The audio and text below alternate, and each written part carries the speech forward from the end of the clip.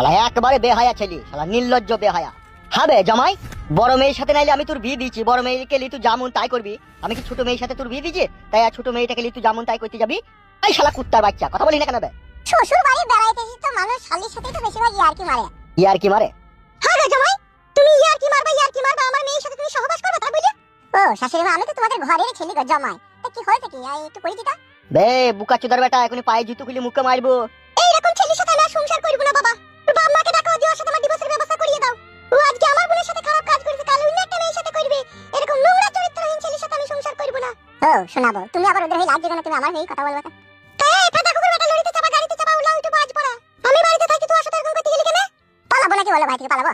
জানিস দিদি, আমি কতবার বলছি আমাকে ভুলিয়ে ফাঁসিয়ে কাছে ডাকলো, বলছি পকোড়া খাবো, এগরোল খাবো, চাউমিন খাবো।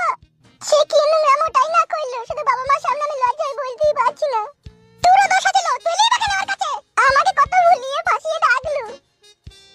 এ কইবে জামাই খানকে ছেলে শুইরে বাচ্চা, বাড়ি থেকে বেরিয়ে দেখ, বড় ঢালাইয়ের রাস্তা আছে, বাড়া ঘুরু রাস্তা দিয়ে। শ্বশুর আব্বা, আমি তো শাশুড়িকে ইয়ার্কি মারিনি, মেরেছি বলো? আমি তো শালিকে ইয়ার্কি মেরেছি, তাতেই তোমরা